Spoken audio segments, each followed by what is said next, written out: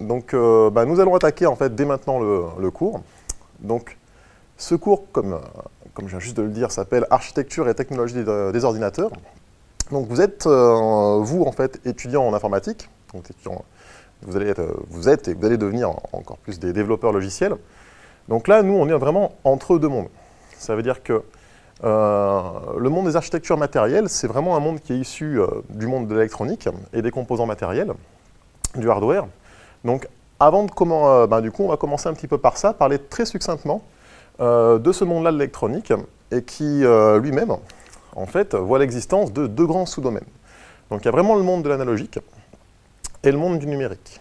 Donc, tout ce dont je vais vous parler durant cet enseignement sera axé sur cette partie-là. C'est le monde de l'électronique numérique, avec les grandes familles de processeurs que nous pouvons rencontrer en fait, dans cette famille-là. Et nous parlerons relativement rapidement, mais un petit peu quand même, des réseaux de communication, parce que c'est essentiel dans ce domaine-là, le domaine du numérique, d'avoir une très bonne connaissance des architectures de processeurs et d'avoir une très bonne connaissance des réseaux de communication, c'est-à-dire comment être capable de faire communiquer ces processeurs entre eux. L'analogique, vous aurez quelques enseignements à l'école, donc ça ne sera pas dispensé du tout dans ce cours-là et ça sera présenté par d'autres collègues. Mais effectivement, ce n'est pas votre cœur de métier, donc vous n'aurez qu'une introduction au monde de l'analogique. Contrairement au numérique, où on va se voir en première, deuxième, troisième année, et on va vraiment développer du coup un vrai panel de compétences durant les troisième années où on se verra ensemble. Donc là, on parle d'électronique et d'architecture matérielle, hardware. Donc vraiment de composants de silicium, des choses qu'on peut réellement toucher. D'ailleurs, je vous montrerai quelques échantillons de composants tout à l'heure.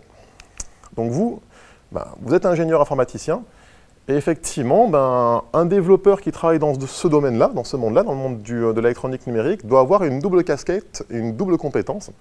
Donc des compétences en informatique, donc des compétences que doit avoir n'importe quel développeur logiciel, en ODL, donc, par exemple, ça veut dire outils de développement logiciel. Bien sûr, une bonne maîtrise des langages de programmation, on va le voir ensemble. C'est la plupart de ces familles de composants, des familles de composants qu'on va rencontrer en fait dans ce domaine-là, sont des composants qui se programment. Donc essentiellement avec des langages de très bas niveau, donc du C, C++, mais également de l'assembleur, mais donc l'ingénieur doit également avoir des compétences en algorithmique, base de données, etc., développant des compétences qui seront développées par d'autres collègues. Donc voilà, donc ce cours-là, on va vraiment parler d'architecture matérielle, et on va découvrir ensemble ce monde-là. Le monde de l'électronique numérique et le monde des grandes familles de processeurs qu'on va rencontrer là-dedans. On va passer plus de temps sur ce qu'on appelle les GPP, qui veut dire General Purpose Processor. Donc, sont les familles de processeurs que vous rencontrez en gros dans votre PC portable, dans votre laptop, chez vous au quotidien. Donc, c'est vraiment votre outil de travail. Donc, on avance un petit peu. Donc, dans le monde des architectures matérielles, du hardware, donc il y a deux grands mondes qui cohabitent, l'analogique et le numérique. On va très rapidement parler d'analogique, et puis après on va occulter ça, et on va passer à autre chose. Donc l'analogique, vous avez fait aller en première année, vous êtes peut-être en train de faire en première année des TP et autour de l'électronique analogique. Donc quelles sont les grandes familles de composants qu'on rencontre en analogique? Donc effectivement, il y a des composants de base, donc condensateur, résistance, inductance, diode. Le transistor, on en reparlera juste après ensemble, c'est que le transistor, c'est le composant à la base de toute l'électronique. Sans transistor, l'électronique telle qu'on la connaît actuellement n'existerait pas. Et puis après, à partir de ces structures, de ces composants-là, on peut commencer à concevoir des composants un petit peu plus complexes, comme l'ampli opérationnel, célèbre composant de l'électronique analogique. Et avec ces composants élémentaires de base, on peut commencer à construire et concevoir des structures plus complexes, des additionneurs, des filtres, des multiplieurs, analogiques toujours, etc., etc. Dans le monde du numérique, on va continuer un petit peu sur l'analogique. Donc ces composants, c'est très bien, c'est encore très utilisé, et ils le seront encore pendant des dizaines et des dizaines d'années. On a une vraie nécessité en fait d'utiliser à notre époque, même en 2013, l'électronique analogique. Donc le problème, c'est que ces composants-là, ils sont sujets à des défauts. Donc déjà, premier gros défaut, les problèmes de tolérance. C'est-à-dire que si vous avez une résistance de 470 ohms, 470 ohms, c'est sur le papier. Si vous faites vraiment une vraie mesure de la valeur de cette résistance-là, elle ne fera jamais que 470 ohms. On a des vrais problèmes de sensibilité aux températures. C'est-à-dire qu'une électronique qui a été pensée pour fonctionner à 25 degrés, vous pouvez être quasiment sûr qu'à 70 degrés, elle ne fonctionnera plus. En tout cas, plus pareil. ça c'est sûr. Et des gros problèmes de coûts. Paradoxalement, on va le voir ensemble, on discutera un petit peu des coûts. Dans une application actuelle, ce qui coûte cher, ce n'est pas forcément le processeur. Ça peut être toute la glue analogique, toute la glue de tous les composants qu'on peut trouver autour.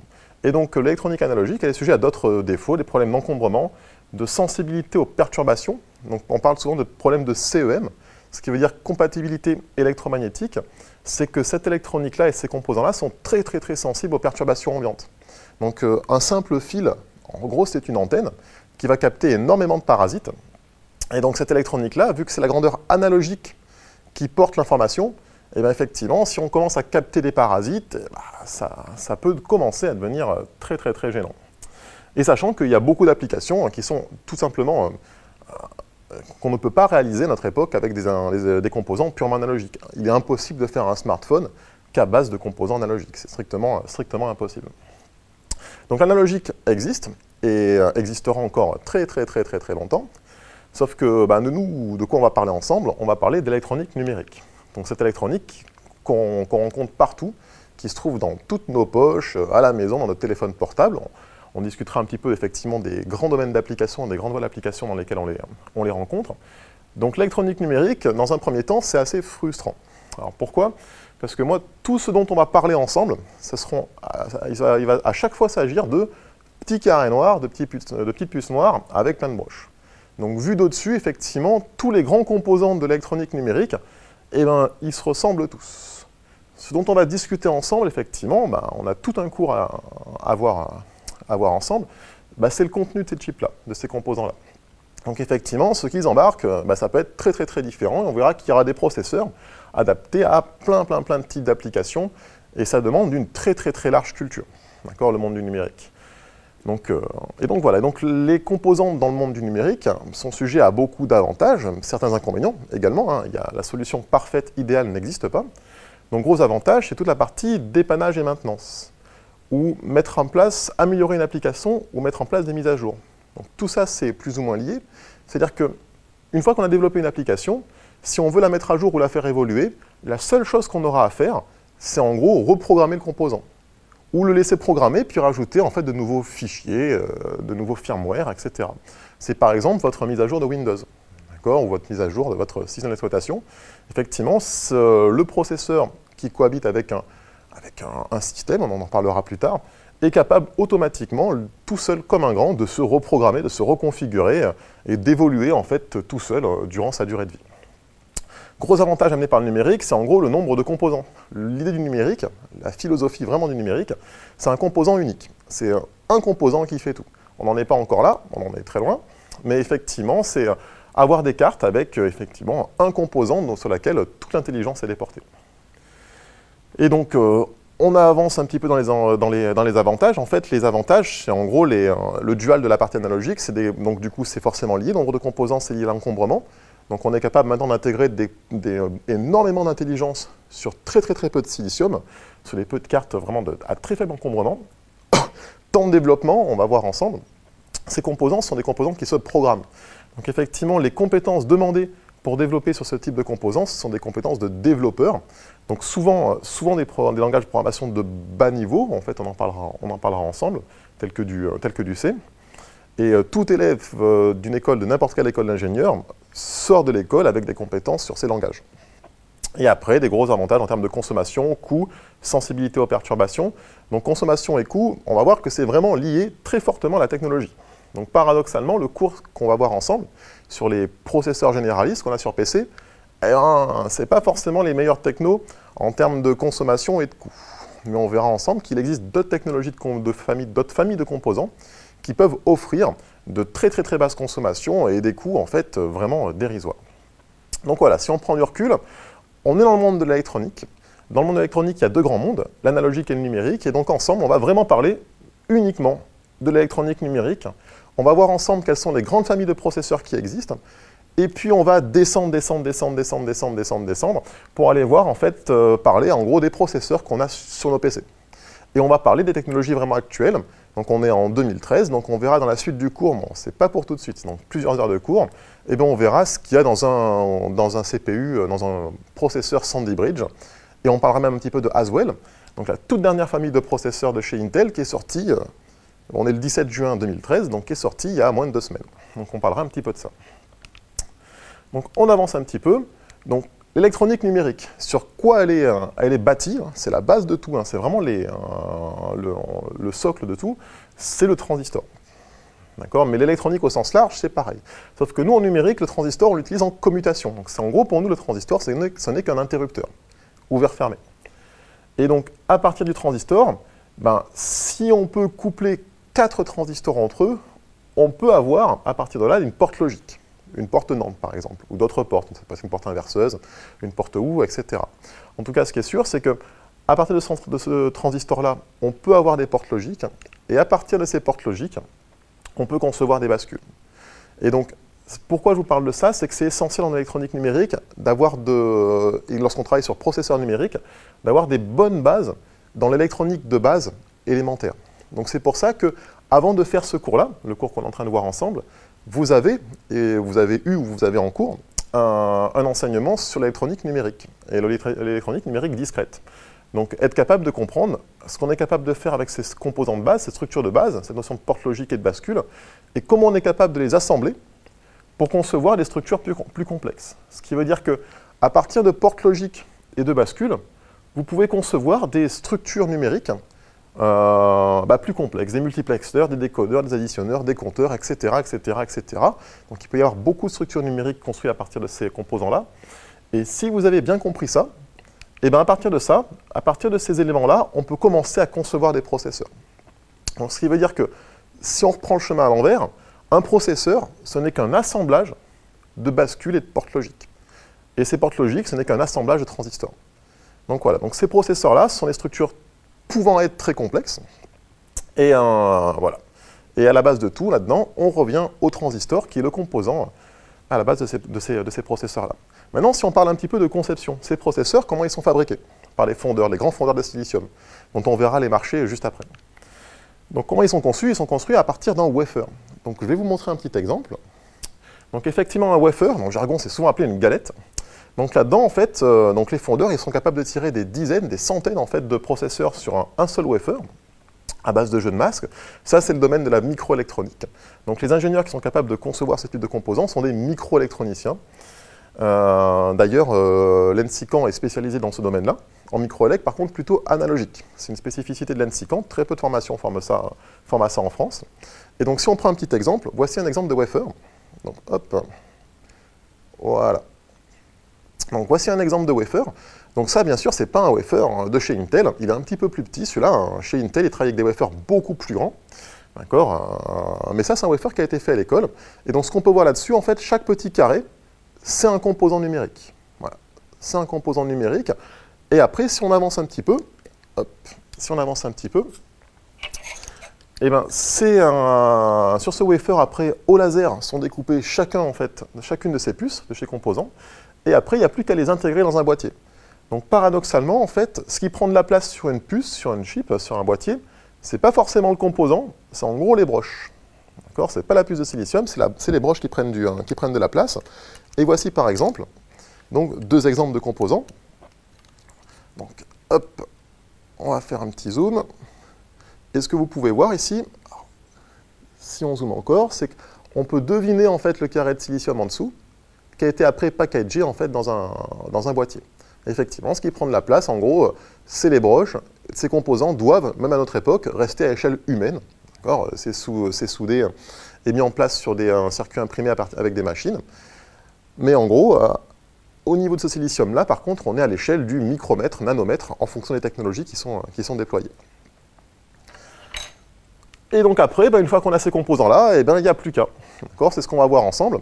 Il n'y a plus qu'à en fait, développer des applications. Il n'y a plus qu'à faire ça.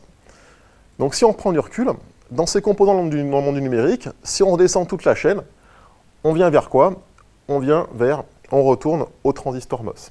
Et donc je rappelle, c'est pour ça que ce cours-là passe après le cours de logique combinatoire et séquentielle, c'est que vous avez forcément nécessité, moi j'ai besoin en fait que vous ayez des compétences dans ce domaine-là, dans le monde de l'électronique numérique, avant de commencer à vous parler de processeurs plus complexes. Donc voilà. Donc on avance, donc c'est ce qui est dit ici. Ce cours s'appuie sur le cours qui s'appelle Circuit architecture et architecture logique, qui est réalisé en spécialité informatique par Mathieu Desnoual. Donc, on avance un petit peu, et ça, c'est ce qu'on appelle la loi de Moore. Donc, je ne l'ai pas représenté sous forme de graphe, je l'ai mis sous forme de tableau, c'est volontaire. Mais voilà, en fait, c'est juste pour avoir une petite idée, en fait, des capacités d'intégration des processeurs à notre époque. Donc, si on revient à la préhistoire des processeurs, donc on est chez Intel, on est en 1971, effectivement, ce processeur-là, le 4004, embarquait 2300 transistors. D'accord, c'est l'assemblage de 2300 transistors. Et si on va vers les architectures actuelles les plus riches en transistors, on est dans le monde en fait des GPU, des processeurs graphiques, on en parlera juste après, également des FPGA, on va en parler juste après. Donc ce sont des technologies qui sont capables d'embarquer jusqu'à 10, en gros une petite dizaine de milliards de transistors. Et donc ce sont à notre époque les composants qui intègrent, qui embarquent le plus de transistors. Et en fait, ce tableau-là, on ne le voit pas trop, mais ça suit une loi, une loi en fait d'intégration qu'on appelle souvent la loi de Moore. Donc voilà, qu'est-ce qu'il faut retenir, c'est qu'en gros, à notre époque, ces processeurs-là embarquent énormément de transistors. Donc juste pour la culture générale, donc là, pour l'instant, c'est très flou, très obscur, et c'est normal, on va passer beaucoup de temps ensemble là-dessus. Ce que vous pouvez voir ici, donc c'est ce qu'on appelle le die, c'est l'empreinte silicium d'un Core i7 de la famille Sandy Bridge. Donc là, on ne voit pas grand-chose, c'est très difficile de comprendre un petit peu ce qui se passe là-dedans. On voit qu'il y a plusieurs cœurs, c'est encore un peu obscur, il y a du cache L3, donc pareil, c'est un petit peu obscur, on en parlera de toute façon ensemble de tout ça. Donc j'attire seulement votre attention sur un point, c'est que sur les processeurs modernes, une grande partie du silicium, en fait, permet d'intégrer de la mémoire. Donc là-dedans, le cache, on en reparlera plus tard, c'est de la mémoire, et dans votre cœur, en fait, pas la moitié, mais on va dire un tiers du silicium qui se trouve dans votre cœur, en gros ici, dans chaque cœur, c'est de la mémoire. Donc c'était juste une petite aparté, une petite remarque. Une grosse partie du silicium qui est fondu à notre époque est fondu pour réaliser en fait des espaces de stockage de la mémoire.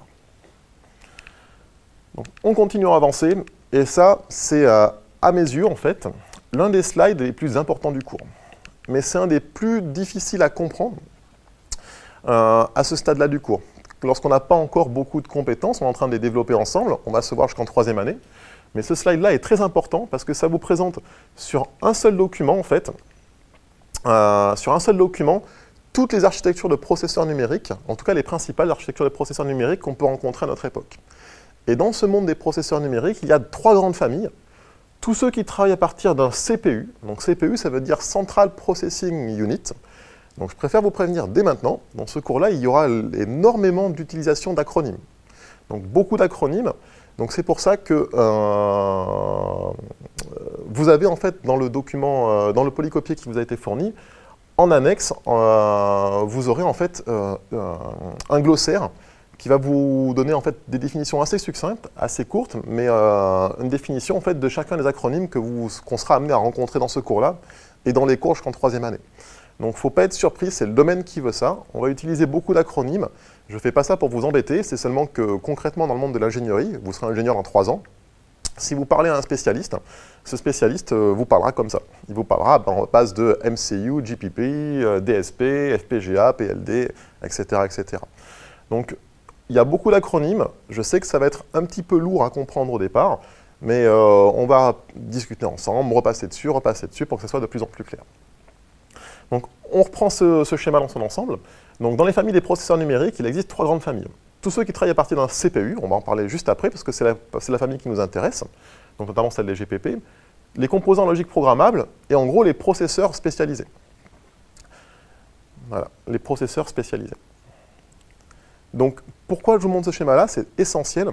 Au même titre qu'un ingénieur, un développeur logiciel doit être à l'aise avec les langages, les grandes familles de langages, le langage procéduraux, le langage orienté objet, et avoir la maîtrise de quelques langages là-dedans, donc c'est bien de savoir les grands concepts. Donc pour la programmation, c'est des langages procéduraux tels que le C, Pascal, Fortran, ou des langages orientés objet, mais c'est bien aussi de maîtriser des langages, typiquement l'assembleur, le C, le Java, ou des langages de modélisation comme l'UML. Eh bien, un développeur dans le monde du numérique, il faut qu'il soit très à l'aise avec ces familles de processeurs. Il faut qu'il sache, en fait, à chaque instant, quelles sont les grandes structures auxquelles il peut avoir accès pour développer une application et pour répondre à un cahier des charges. Donc, ces familles de composants, elles sont très différentes. Donc, je vais vous parler dans un premier lieu de celle-ci, qui est très particulière. J'en parle maintenant et j'en parlerai plus. Donc c'est les composants logiques programmables. Donc contrairement aux autres familles, donc celle-ci et celle-ci, les composants spécialisés, ça c'est des composants qui sont vierges. Quand on achète le composant, il n'y a rien dedans. C'est-à-dire qu'en fait, dans ces composants-là, comme les FPGA, vous avez un très large jeu de portes logiques. Vous avez des millions, des milliards en fait, de portes logiques et des milliards de bascules. Et quand vous l'avez, quand vous achetez ce composant-là, en fait, ce composant, il est vierge. Il n'y a strictement rien dedans. Et en fait, vous allez concevoir, en fonction de votre application, vous allez concevoir en fait le processeur numérique que vous voulez. Si dans votre processeur numérique, vous voulez câbler 10, 20, 100, 300 multiplieurs, vous pourrez mettre 300 multiplieurs. Si vous voulez câbler par exemple un algorithme de traitement numérique du signal, comme une FFT, vous pouvez la câbler en dur, en hardware, dedans, dans le processeur. Donc ces composants sont très particuliers parce que voilà, on les achète vierges et on fabrique en fait le composant numérique qu'on veut. Donc l'avantage, ce sont des composants qui peuvent offrir des très larges possibilités de parallélisation des traitements. Ce sont des composants qui sont très performants, justement grâce à ça. Donc à ce pouvoir de paralyser, pas à l'infini, mais quasiment, les traitements qu'on veut faire. C'est très différent des autres familles de composants, comme les architectures ACPU et les composants spécialisés, qui eux, en fait, lorsqu'on les achète, eh ben, on les achète tels qu'ils sont. Alors ils sont comme ça, ils sont préfabriqués, préconçus, et on n'a plus qu'à les utiliser. Donc c'est très différent, et c'est pour ça qu'il existe en fait beaucoup de familles et de sous-familles. C'est que ces composants, on va en trouver en fait adaptés à tout type d'application. Donc des très faibles performances, très faibles coûts, très faible encombrement, comme on va trouver des processeurs qui vont offrir des performances assez gargantuesques, énormes, avec des coûts forcément plus élevés. Donc voilà, donc il y a un très large jeu de composants, très large jeu de familles et de sous-familles, de fabricants, de fondeurs, pour répondre à énormément de cahiers des charges qui sont très différents, parce qu'on peut le sentir, ce n'est pas la même famille de processeurs qu'on va rencontrer dans cette télécommande-là que dans un PC portable, par exemple, que dans une tablette. Ce n'est pas les mêmes applications qui sont visées. Donc on continue un petit peu là-dessus. Donc les composants logiques programmables, donc je rappelle, c'est des composants où il y a plein de portes logiques dedans, et on va assembler ces portes logiques pour fabriquer en fait le processeur qui va répondre à notre cahier des charges, à nos besoins. Ces composants-là travaillent avec un CPU, dont on va parler juste après, donc j'en dis pas beaucoup plus pour l'instant. Et les composants spécialisés, eux, ils sont c'est un petit peu plus marginal. Donc par exemple les GPU. Donc je pense que beaucoup d'entre vous ont entendu ce mot-là, donc ça veut dire Graphical Processor Unit. C'est ce que vous en rencontrez dans votre carte vidéo. Donc en fait, ce ne sont que des accélérateurs, enfin les GPU sont des accélérateurs graphiques. Donc, ce qui veut dire que tous ces composants spécialisés sont dédiés en fait à un domaine d'application. Par exemple, un GPU, initialement, il ne servait justement qu'à l'accélération graphique, de moteur graphique. Ce qu'il existe depuis quelques temps, ce sont ce qu'on appelle les GPGPU. GPGPU, ça veut dire General Purpose Processor. Donc ça veut dire qu'on est capable, depuis quelques années, de détourner ces GPU pour servir de coprocesseur au processeur généraliste, ce qui s'appelle, rappelez-vous, GPP, ça veut dire General Purpose Processor, ça veut dire des processeurs à usage généraliste, en gros, qui savent tout faire, qui sont très polyvalents. Et il existe d'autres familles de composants, comme les APU, c'est-à-dire Accelerated Processor Unit, qui sont en gros des accélérateurs matériels pour des fonctions très particulières. Donc voilà, donc si on prend du recul, les composants logiques programmables, j'en parlerai pas, parce que ce ne sont pas des composants en fait, qui se programment à partir de langages de programmation. On les programme à partir de langages de description, tels que le VHDL ou le Verilog, qui sont les deux langages les plus rencontrés. Et c'est un choix de l'école, mais vous n'aurez pas de formation sur ces composants-là. Par contre, on va très longuement parler en fait, des composants architecture ACPU. Donc on va parler ensemble durant tout ce cours-là des GPP. On se reverra au second semestre pour parler des microcontrôleurs, on aura également un enseignement ensemble. Et on parlera en deuxième année des DSP. Les DSP ne sont que des microcontrôleurs, mais qui sont dédiés au domaine du traitement numérique du signal. Donc, traitement numérique du signal, ça veut dire TNS. Donc, en France, on appelle ça souvent TNS. En anglais, on appelle ça DSP, Digital Signal Processing.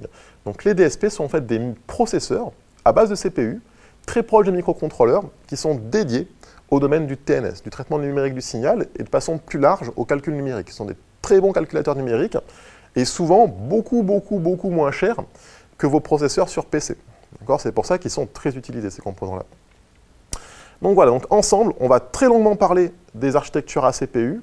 Ça, c'est fini, j'en parlerai plus. On en reparlera un tout petit peu dans l'introduction, en fait, sur le cours des microcontrôleurs. Et les composants spécialisés, comme ils sont spécialisés, souvent ils visent des marchés de niche. Donc ce qui veut dire un marché de niche, des petits marchés. Eh bien, on n'en parlera pas. On n'en parlera plus. C'est de la programmation très particulière pour développer sur ces composants-là, vraiment spécialisés, comme leur nom l'indique. Donc on va rester, nous, c'est les composants très généralistes qu'on rencontre en fait dans les plus grands volumes autour de nous, en fait, vraiment partout autour de nous. Par exemple, là-dedans, je sais qu'il y a un microcontrôleur, c'est sûr. Dans mon lecteur MP3, je sais qu'il y a un DSP. Dans votre PC, je sais qu'il y a un processeur généraliste, un GPP. Donc on va parler vraiment de ces composants qu'on rencontre partout autour de nous. Donc j'ai conscience que ce slide-là, il est très dur à lire, à comprendre à ce stade-là du cours, mais ce qui serait impeccable, c'est qu'en milieu de deuxième année, lorsqu'on se sera vu une fois, deux fois, trois fois, eh ben, que ça commence à être plus ou moins clair dans vos têtes. Donc ça, voilà, c'est une vision d'ensemble des processeurs numériques qui existent à notre époque, en 2013, autour de nous. Donc on avance un petit peu. Donc là, dans les familles de processeurs, je vais m'intéresser maintenant qu'à ceux qui travaillent à partir de CPU, donc que les architectures à CPU. Et donc ces composants-là, ils ont tous la même architecture. Donc ça, c'est le processeur. Ce que je suis en train de représenter là, c'est une représentation fonctionnelle. Ça veut dire que ces blocs-là, il faut bien comprendre que ça représente du silicium. Ce qui se cache derrière, c'est vraiment du silicium dans mon processeur. Donc dans ces composants-là, ils ont tous la même architecture, vue du dessus. Ils ont le CPU, ça veut dire Central Processing Unit, de la mémoire, pour stocker vos programmes et vos données, on va en reparler juste après ensemble, des périphériques, on va voir juste après, c'est pour communiquer avec l'extérieur, et puis des bus. Donc en gros, des bus, ce sont des réseaux de fils. Il faut vraiment voir ça comme des réseaux de fils, des réseaux de conducteurs, pour faire communiquer en fait tous ces éléments entre eux. Donc tous les composants à base de CPU utilisent la même architecture. Donc cette architecture-là, CPU, mémoire, bus périphérique. Donc ça, c'est à savoir plus que par cœur. Vous l'écrivez sur le bras, au-dessus du lit, tout ça. Mais ça, voilà, cette architecture-là et ce schéma-là, il faut vraiment l'avoir très bien en tête. Donc on va détailler un petit peu chacune des parties. Donc déjà, avant tout, ces composants à base de CPU, ce sont des composants qui sont programmables, ce qui veut dire qu'on peut les programmer et les reprogrammer de façon théorique à l'infini. Donc forcément, dans la vraie vie, il y a une notion de cycle, mais c'est reprogrammable 10, 15, 20 000 fois, ce qui veut dire qu'à l'échelle d'un développement, c'est quasiment à l'infini. On ne fait pas 20 000 mises à jour de notre PC à la maison. Donc ce sont des composants qui sont programmables et reprogrammables à l'infini, ce qui veut dire que derrière, les compétences qui sont demandées pour développer ces familles de composants sont des compétences de développeur. Donc ce que je vous montre là, c'est un petit script en C, c'est juste pour illustrer.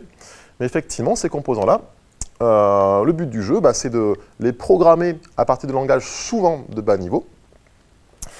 Et donc sauf pour quelques applications très spécifiques, on en reparlera. Et puis en gros, après compilation de ces programmes-là, j'ai un fichier de sortie qui est un binaire. Donc par exemple, un point out sur les architectures Unix. Après, l'extension peut changer en fonction de l'architecture sur laquelle on travaille. Et ce fichier binaire-là, votre programme, va être chargé en mémoire du processeur. Donc on avance, si on reprend notre processeur, ce qui veut dire qu'en mémoire, on va rencontrer en fait dans notre processeur deux types d'informations. Donc ça, pareil, c'est à bien retenir et bien avoir en tête. Donc ce qu'on va retrouver en mémoire, ce sera le code exécutable, ou code binaire, ou programme, ou instruction binaire. Tout ça, ce sont des synonymes, c'est pour ça qu'il y a des « ou ». Donc en gros, c'est votre programme, vos instructions, donc, qui vont être exécutées, on va dire, c'est même pas on va dire, qui vont être exécutées séquentiellement en fait, par votre processeur. On en reparlera également beaucoup plus tard dans le cours, c'est que le CPU, vous allez voir qu'il travaille de façon séquentielle. C'est-à-dire qu'il va chercher en mémoire les instructions, les programmes, instruction après instruction, après instruction, après instruction, après instruction. Et c'est pour ça d'ailleurs que tous vos langages de programmation sont des langages séquentiels. Et qu'est-ce qu'on trouve également en mémoire? Des données. Donc on a le code et on a vos datas. Donc par exemple, dans vos programmes, vous faites du C en parallèle au premier semestre. Lorsque vous déclarez une variable, char Toto par exemple, Toto c'est une variable qui a son espace mémoire quelque part. Et donc cet espace mémoire d'ailleurs, ces variables ne sont pas rangées physiquement dans la même zone mémoire que votre programme. On verra que ça c'est le travail de la chaîne de compilation qui est très structurée et très ordonnée, qui va être capable de ranger en fait vos datas, vos données, dans des espaces mémoire différents en fait de votre code. Donc si on prend du recul, votre processeur en mémoire, que ce soit votre PC ou que ce soit ma petite télécommande que je vous montre ici, là-dedans j'ai un processeur à base de CPU également, et bien en mémoire, je n'ai que deux types d'informations, le code, les données. On avance un petit peu, le CPU. Donc le CPU, son travail c'est quoi? Son travail premier, donc souvent j'ai des gros abus de langage, beaucoup de personnes me disent qu'un CPU c'est une unité de calcul. Donc un CPU ce n'est pas que une unité de calcul. Donc effectivement, tous les CPU au monde savent faire du calcul, plus, moins, et, fois, etc. Mais ils ne savent pas faire que ça. Donc un CPU, avant tout, son travail premier, c'est pas de faire du calcul, c'est de faire ça. c'est aller chercher le code présent en mémoire programme, et après de l'exécuter. Et un mot qui est important, c'est l'exécuter séquentiellement. Donc ce qui veut dire que son premier travail, lui, c'est d'aller chercher le programme, vos instructions en mémoire, il va aller les chercher. Et après, en interne, il va ce qu'on appelle les décoder, on en reparlera plus tard, et après les exécuter, et parfois oui, parfois non, certaines instructions seront des instructions de calcul. Parfois, il fera du plus, du moins, du fois. Mais on verra ensemble que souvent, il fait autre chose. Il ne fait pas que ça. Et puis également, son travail, c'est d'aller manipuler, donc d'aller exécuter le code, effectivement, et après d'aller manipuler des données en mémoire donnée, donc en faire en mémoire. Ce qui veut dire qu'une fois qu'il a fait ça, et ben parfois, il va faire des opérations sur des données, du plus, du moins, du fois, du décalage. Donc les deux tâches principales du processeur, c'est vraiment ça, du CPU, c'est d'aller chercher les instructions mémoire programme, et après d'aller manipuler les données en mémoire donnée. Et on verra qu'il existe différents types d'architecture de mémoire et d'architecture de CPU qui font que la mémoire, parfois, elle peut être segmentée ou unifiée. Donc segmentée, ça veut dire qu'il peut y avoir la mémoire programme et mémoire donnée qui vont être détachées. Et on verra qu'il y a des architectures où la mémoire programme et donnée sont unifiées. Donc on en reparlera plus tard dans le cours, et on verra que ces architectures ont un nom. Donc on avance un petit peu dans ce processeur-là, donc on a vu la mémoire, ce qu'il y avait dedans, on a vu le CPU, quel est son travail premier au CPU, et maintenant les périphériques. Donc les périphériques, s'il n'y avait pas de périphériques, eh ben, votre processeur il ne ferait rien, il ne servirait à rien. Parce qu'en gros, avec un processeur qui ne sait faire, qui n'a que le CPU et que la partie mémoire, vous seriez capable à ce niveau-là d'exécuter du code, super, donc d'implémenter des algorithmes, d'avoir des résultats, c'est très bien. Sauf que si vous n'avez pas les périphériques pour communiquer avec l'extérieur, vous ne pourrez rien faire. C'est-à-dire que tôt ou tard, on va être forcément amené à partager les résultats intermédiaires, vos données, avec l'extérieur en fait, du processeur. Donc par exemple, sur votre PC, ça peut être un contrôleur USB, un contrôleur Ethernet, ça peut être votre afficheur, votre écran, votre clavier, votre souris. Donc les périphériques, la plupart du temps, c'est ce qui est écrit ici, la plupart du temps, ils servent d'interface avec l'extérieur du processeur. Donc par exemple, voilà, contrôleur USB, Internet, FireWire, contrôleur graphique, etc., etc. Mais pas tous. Il existe certains périphériques qui ne sont pas là en fait, pour servir d'interface avec l'extérieur et qui sont là en fait, que pour soulager le CPU. Le but du jeu, on verra, lorsqu'on a un développeur bas niveau, le but du jeu, en fait, c'est de faire en sorte que le CPU il fasse le moins de choses possible. De libérer le maximum de temps CPU possible. Donc il existe beaucoup de périphériques qui sont là pour soulager le CPU. Donc, par exemple, on va parler des DMA. Donc DMA, ça veut dire Direct Memory Access, donc accès direct à la mémoire. Donc on en reparlera longuement des DMA en deuxième année. Pas trop en première année. Donc le principe des DMA, en fait, ce sont des périphériques qui sont capables de faire des transferts mémoire. Donc de prendre une donnée en mémoire et de la mettre ailleurs en mémoire, de mémoire à mémoire, sans passer par le CPU. Donc effectivement, si vous voulez faire une copie mémoire par défaut, le CPU va prendre une donnée en mémoire, il la ramène, et puis après, il va la remettre ailleurs en mémoire. Les DMA, ce sont des périphériques qui sont capables de faire des transferts mémoire sans passer par le cœur. Donc pareil, un DMA, c'est un périphérique qui, si il est bien utilisé, va soulager énormément le CPU. Parce qu'on verra en fait que les accès mémoire, c'est souvent ce qui prend le plus de temps, sur ces processeurs-là, sur ces architectures-là. Autre périphérique qui n'est pas là en fait, pour servir d'interface avec l'extérieur, donc pour communiquer avec l'extérieur, c'est les timers. Les timers, tous les processeurs au monde en ont, à base de CPU. Un timer, c'est un compteur. Donc je n'ai jamais vu d'application, il y en a sûrement qui existent, mais j'en ai jamais vu moi, qui n'utilisent pas en fait de périphérique de comptage. Donc effectivement, gérer une base de temps par exemple. Donc pour gérer la base de temps, plutôt que de faire compter le CPU, et sinon il va faire que ça, on va faire compter quelqu'un d'autre. On va faire compter en l'occurrence le timer. Donc voilà, donc si on prend du recul, effectivement, le CPU exécute le code et met à jour les données en mémoire. En mémoire, il y a deux types d'informations, le code et les datas, et les périphériques qui servent comme interface de communication avec l'extérieur du processeur. Et enfin, les bus, ils sont là en gros que pour interconnecter ces différents éléments. Donc un bus, en fait, c'est quoi? C'est un ensemble de conducteurs physiques, donc ce sont plein de fils, pour résumer, qui sont là pour interconnecter ces différents éléments. Donc effectivement, la notion de bus, ça fait appel à la notion de réseau de communication. Rappelez-vous, on en a rapidement parlé ensemble. Dans le monde du numérique, il faut être à l'aise avec les processeurs et être à l'aise avec les réseaux de communication, c'est de voir comment ces réseaux, en fait ces processeurs, sont capables de communiquer entre eux, et en l'occurrence, ici on est dans le processeur, comment les différents éléments du processeur sont capables de communiquer entre eux. Donc on en reparlera ensemble dans la suite du cours. Donc maintenant, on descend encore. Donc tout ce que je vous ai dit là, ici, ça c'est propre à tous les composants à partir qui travaillent avec des architectures à CPU. Donc si on revient en arrière, tout ce que je vous ai dit là, c'est bon pour toutes ces familles de composants-là. D'accord? C'est toujours vrai. Donc tous ces composants-là travaillent avec CPU, mémoire, périphérique et bus. Que ce soit les processeurs généralistes qu'on rencontre sur PC, les microcontrôleurs qu'on rencontre partout, et les DSP qui sont des microcontrôleurs plus spécialisés. D'accord? Donc je rappelle, ça on en parlera en première année, premier semestre, première année, second semestre, et ça en deuxième année. Donc tout ce qui a été vu pour l'instant, tout ce qui a été dit sur les architectures à CPU est vrai pour toutes ces familles de composants-là. Maintenant, on va s'intéresser à ceux qui nous concernent le plus. Ce sont les GPP, donc les General Purpose Processors. Donc pareil, il existe souvent dans le jargon du numérique d'autres synonymes. Donc ils sont souvent appelés microprocesseurs ou MPU, donc Microprocessor Unit.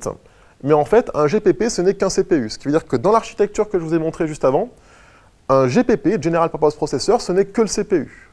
Ce qui veut dire qu'un processeur généraliste, il faudra toujours lui rajouter à côté de la mémoire, des bus et des périphériques. Donc contrairement à un microcontrôleur ou un DSP, c'est un composant numérique, donc c'est un processeur numérique, qui embarque dès le début, en fait, tout ça, tous ces éléments-là, on-chip, directement sur la puce. Donc tout ça s'embarque on-chip sur un microcontrôleur ou un DSP, et un processeur généraliste, comme sur votre PC, votre Core i7 sur votre PC, ce n'est que ça. D'accord? Après, il faut rajouter tout ça. On va voir ensemble que tout ça, c'est rajouté sur la carte mère. D'accord, tout ça. Donc, voilà un GPP, ce n'est qu'un CPU, d'accord? Ce n'est que l'unité de traitement. Et le leader incontesté à notre époque, sur le marché notamment des ordinateurs personnels, c'est Intel. C'est le leader incontesté. On va revoir Intel juste après. On va voir en fait que Intel, c'est le leader mondial du marché des semi-conducteurs, au sens large. Donc, hop, on avance. Et là, on regarde juste pour la culture générale, effectivement, la culture générale, le roadmap de chez Intel. Donc, en gros, quelles sont ces familles de processeurs, les grandes familles de processeurs que nous propose Intel depuis maintenant plus de 10 ans. Et on est en 2013. Donc, en l'occurrence, ce cours est actuellement filmé en juin 2013. Et on en est pour l'instant ici, sur la famille Haswell, qui est en fait la 4e génération de processeurs Core de chez Intel.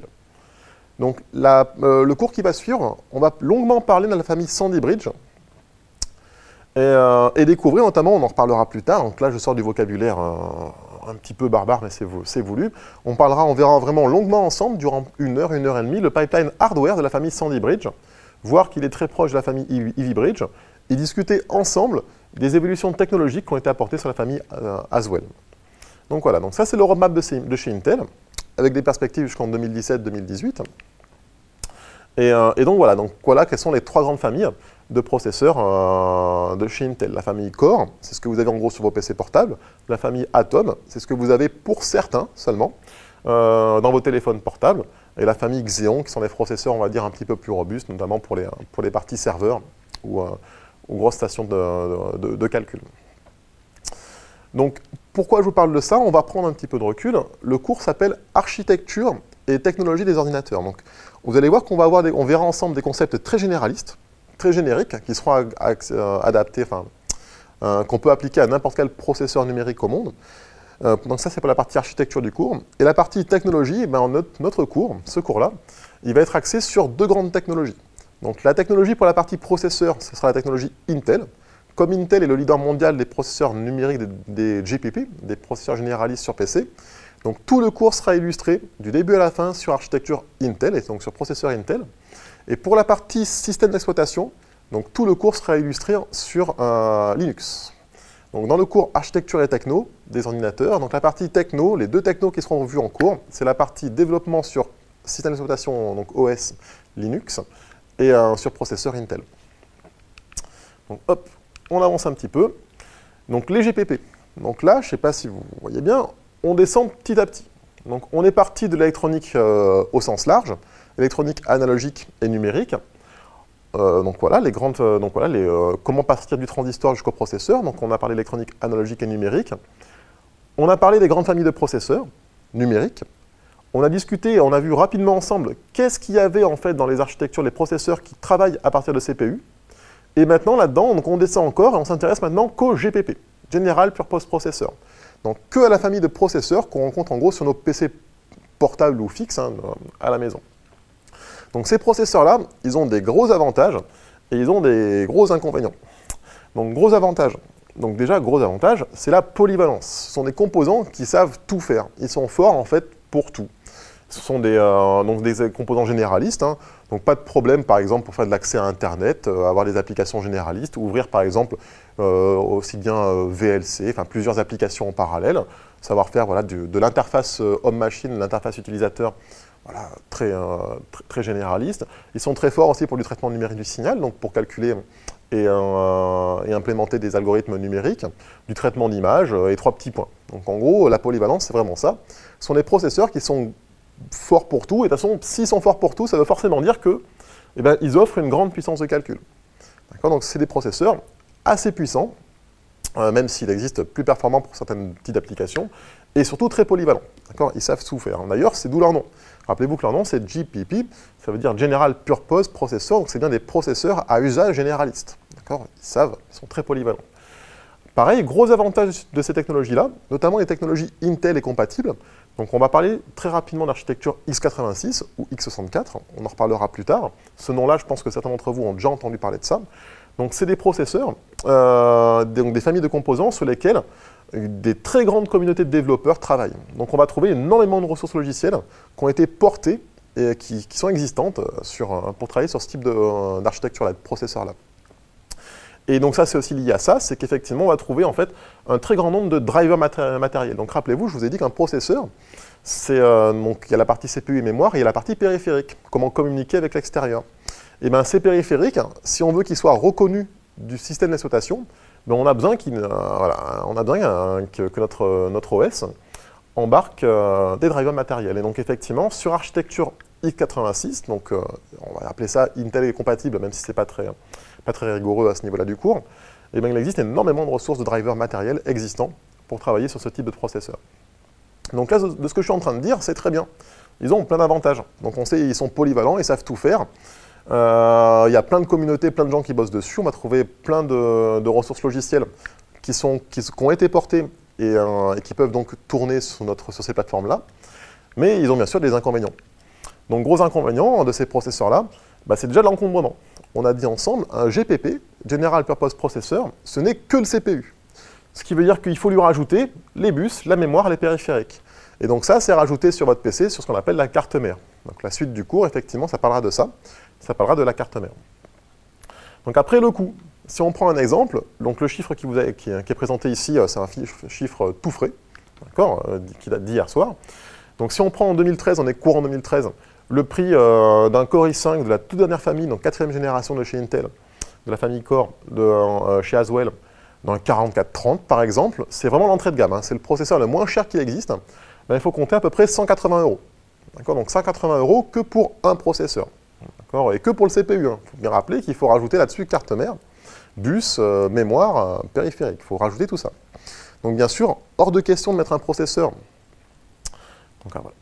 Et donc, bien sûr, hors de question de mettre un processeur à 180 € dans une télécommande, comme ici. C'est hors de question. Si on commence à vous dire, allez acheter votre télécommande 180 € pour aller passer les slides, ou pareil pour votre souris ou pour votre clavier USB, ça va commencer à être un petit peu gênant. Donc, effectivement, ces composants-là sont très polyvalents et savent faire beaucoup de choses, mais ça se paye par ça. Ça se paye par l'encombrement, le coût et la consommation. Si on prend des chiffres pour la famille, pour un Core i7 courant 2012, famille Sandy Bridge, la consommation typique du CPU, donc que du processeur, il faut compter ça entre 15 et 20 watts. Contrairement à la famille Atom de chez Intel, qui est vraiment, elle, dédiée au marché du mobile ou des tablettes, donc le marché qu'on appelle de l'embarqué, qui elle a consommé autour de 2 watts. Donc imaginez, hein, si on mettait votre Core i7 dans votre téléphone portable, ben en gros, au bout d'une heure, il faut se brancher sur le secteur. Donc ces composants-là, ils sont très très très bien, ils sont très polyvalents, ça va faire plein de trucs, mais en gros, ça prend de la place, il coûte cher, ça consomme beaucoup, et il y a des problèmes d'échauffement. C'est qu'effectivement, ces composants-là, souvent, qu'est-ce qu'on leur met dessus? Eh bien, on leur ajoute un ventilateur. Donc si on prend un exemple, effectivement, ça c'est un ventilateur de carte graphique. Mais effectivement, sur ces processeurs-là, souvent, on leur ajoute un ventilateur ou un radiateur, ce qui veut dire qu'il est hors de question de mettre ce type de processeur-là dans un téléphone portable. Donc déjà, imaginez voilà, la taille du téléphone portable, s'il y avait un radiateur derrière le processeur. Et puis après, pareil, hein, s'il fait chaud, si on n'arrive pas à le tenir, le processeur, c'est un petit peu gênant. Donc voilà, donc sachez qu'il existe, c'est pour ça que dans le monde du numérique, il existe différentes familles de processeurs, notamment les microcontrôleurs. Donc les microcontrôleurs, vous aurez un cours spécialisé sur les microcontrôleurs. Donc les microcontrôleurs sont typiquement les familles de processeurs qu'on rencontre vraiment partout autour de nous. Ils sont vraiment partout dans votre machine à laver, dans votre sèche-linge, dans votre télécommande de Xbox. Ils sont vraiment partout, et c'est des composants qui ont la même architecture, pour lesquels les compétences de développement sont sensiblement les mêmes, mais par contre, on va trouver des composants à très faible coût. Donc par exemple, là-dedans, je sais qu'il y a un microcontrôleur, un MCU, Microcontroller Unit, et le coût moyen de ce composant-là dedans, l'ordre de grandeur, je pense que ça va être un composant à entre 50 centimes et 1 $. D'accord ? Donc effectivement, 1 $ pour notre processeur dans notre télécommande, on est très loin de votre processeur sur votre PC. D'accord, à 180 €. Mais ce n'est pas la même application. D'accord, ce n'est pas du tout les mêmes contraintes, le même cahier des charges. Donc voilà, donc ça, ce sont tous les avantages et inconvénients des processeurs généralistes. Donc, on aura d'ailleurs plus tard un esprit critique là-dessus, parce qu'il existe depuis quelques années des technologies concurrentes, qu'on rencontre notamment sur tablette, qui sont des technologies très différentes. Pour le coup, pour une fois, ce n'est pas Intel qui a le leadership sur le marché. Notamment, c'est une société qu'on appelle ARM, et qu'on reverra et dont on rediscutera plus tard. Donc ARM, c'est une société anglaise qui fournit des CPU et qui sont, sur certains types d'applications, en train de concurrencer des technologies telles que les technologies Intel. Donc on avance un petit peu. Et donc voici en fait une petite vision d'ensemble du marché. Donc là, rappelez-vous, on a parlé d'électronique numérique, on a descendu dans le monde des processeurs, on a vu les GPP, et maintenant on parle de silicium au sens large. Quels sont les grands acteurs dans le monde du silicium à notre époque? Donc les grands acteurs. Donc le leader mondial dans le monde du silicium, donc les sociétés qui vous sont présentées ici, sont des sociétés qui réalisent le design et la conception. C'est-à-dire que ce sont des sociétés qui conçoivent eux-mêmes leurs processeurs et qui sont capables derrière de les fondre. Donc ce qu'on appelle les fondre, c'est les concevoir, les fabriquer. Donc le leader mondial, en 2012, c'est Intel. C'est vraiment, ils ont un leadership dans le monde du silicium, suivi de peu par Samsung.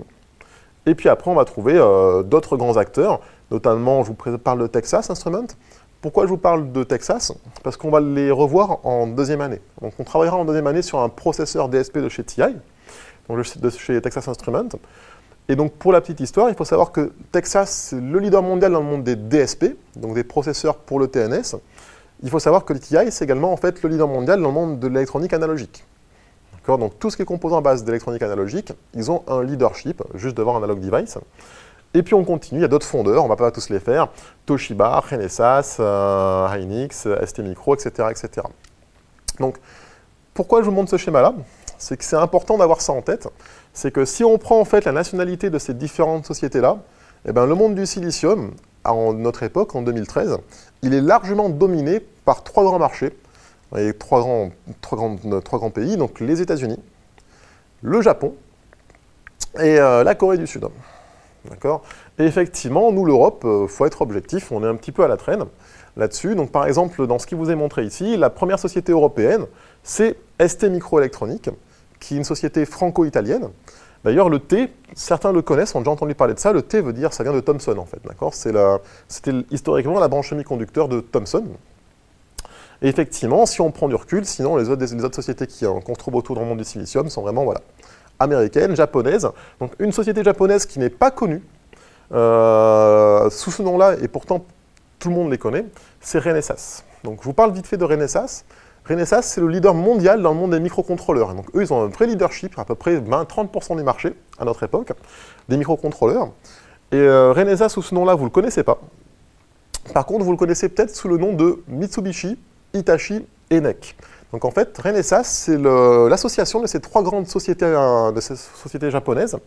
Donc l'association de Mitsubishi, Hitachi et NEC. Et donc voilà. Donc on avance un petit peu. Donc là, c'était pour avoir une vision d'ensemble du marché du monde des semi-conducteurs, notamment de Intel, donc le fondeur avec lequel on va travailler ensemble durant ce semestre-là. Et si on s'intéresse maintenant qu'au marché des GPP, donc des processeurs embarqués sur ordinateur personnel, donc soit desktop, soit laptop. Donc voici une petite idée des deux grands acteurs du marché qui sont AMD et Intel. Donc voilà, on fait un petit zoom. Donc les deux grands acteurs du marché, donc ce graphe-là, c'est un graphe qui a été réactualisé, hein, qui est vrai en fait pour courant 2013. Donc là, on est au premier quarter de 2013, ici, donc c'est un document qui a été pris, pareil, qui a été pris la veille. Et effectivement, on voit la répartition du marché des processeurs généralistes, des GPP, pour ces deux grands acteurs, pour ces familles de processeurs-là que sont Intel et AMD. Donc voilà, effectivement, donc le leadership presse à notre époque en 2013 pour Intel. Peut-être qu'on verra une petite relance, une petite réhausse d'AMD, pour ceux qui connaissent, qui sont intéressés à ça, avec la sortie des nouvelles consoles, que vont être Xbox One et PS4. Donc je passe le message, parce qu'effectivement, ce sont des processeurs de chez AMD qui ont été choisis pour implémenter la solution matérielle en fait, de ces consoles. Donc on avance un petit peu, maintenant on reprend du recul. On a vu les grands acteurs du silicium, on a vu les grands acteurs du monde des processeurs généralistes, des GPP, en tout cas pour le monde des ordinateurs personnels. Et maintenant, on va prendre encore du recul et on va voir quels sont les grands acteurs pour l'assemblage de PC. Donc l'assemblage de PC, en fait, quels sont les grands acteurs? Et bien, effectivement, c'est HP, Lenovo, Dell, Acer, Asus. Asus, on les reverra un petit peu plus tard, c'est un Taïwanais. On verra qu'en fait, lui, c'est le leader mondial dans l'assemblage de cartes mères. Et souvent, en fait, beaucoup d'autres sociétés d'assemblage vont utiliser en fait des cartes mères de chez Asus. Donc voilà. Et donc là, on approche vraiment de la fin de l'introduction. Donc le but de cette introduction, vraiment, c'est de poser le domaine, poser le contexte, essayer dans un premier temps de comprendre de quoi on va parler. Donc nous, on va vraiment s'intéresser à deux grandes familles d'applications. C'est le marché des desktops et le marché des laptops. Et on va s'intéresser aux technologies de processeurs qui sont rencontrées dans ces deux familles d'applications-là. On va vraiment centraliser là-dessus. Alors pourquoi? Ça, c'est un choix qui a été fait durant la création du cours. On va vraiment parler des technologies de composants et de systèmes d'exploitation qu'on rencontre sur ces applications-là, tout simplement parce qu'en tant qu'ingénieur informaticien, eh ben, ça va être au quotidien votre outil de travail. Et ce que je souhaitais, c'est que vous ayez une vraie connaissance et une réelle idée en fait, des architectures matérielles que vous allez rencontrer en fait, en dessous de votre outil de travail au quotidien. Et donc, autre petite remarque, donc ça a été très rapidement dit durant la première minute de cette introduction-là. Donc moi, localement à l'ENSICAN, je suis responsable des enseignements de système embarqué. Donc système embarqué, c'est un domaine que peut-être certains d'entre vous ont entendu parler. Après, trouver une définition, c'est pas forcément facile. Si je vous demande de me donner une définition du domaine, système embarqué, ben, c'est pas forcément évident. Alors pourquoi je vous parle de ça? C'est que les architectures Intel, notamment ce qu'on appelle les architectures x86, dont on parlera ensemble, dans les cours qui suivent, sont très rencontrés dans le monde de l'embarqué. Donc le monde de l'embarqué, qu'est-ce que c'est?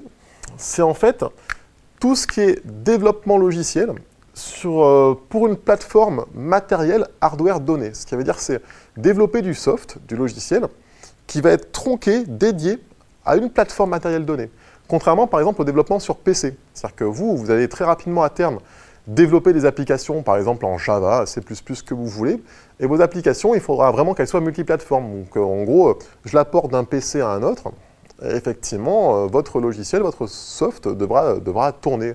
Au même titre que voilà, mon VLC à la maison, j'installe VLC pour voir des vidéos, écouter de la musique, et ben en gros, je peux l'installer sur mon PC, l'installer sur le PC d'un copain, etc., etc., etc. Ben, ça, c'est très différent, par exemple, du développement logiciel embarqué. C'est développer et fournir une solution logicielle pour une plateforme matérielle donnée. Et donc, pour faire ça, il faut avoir différents types de compétences. Il faut être très à l'aise avec l'architecture du processeur, les réseaux de communication, l'OS, donc ça veut dire Operating System, donc système d'exploitation qui va être porté sur le processeur. Et puis après, il faut bien sûr avoir des compétences d'architecte système soft pour développer l'environnement logiciel qui va être porté sur l'application. Donc voilà, donc, dans le monde de l'embarqué, donc voilà, tout ce qui est solution logicielle pour une plateforme donnée, sachez que les architectures x86 sont très rencontrées. Même si à notre époque, il existe des technologies concurrentes qui vont coûter moins cher, qui vont consommer moins et qui seraient capables d'apporter les mêmes performances, et bien culturellement, il y a une vraie culture du x86 et donc de ces familles en fait, de processeurs, notamment de chez Intel, notamment pour ça. Alors c'est très bête, mais on commence à l'école à voir beaucoup de projets industriels depuis 4 ans, 4-5 ans, qui font un retour arrière en fait, de ces technos-là. Alors pourquoi ils sont très rencontrés? En fait, c'est pour souvent du vieillissement de banques de logiciels qui ont été historiquement développées en fait, sur architecture Intel.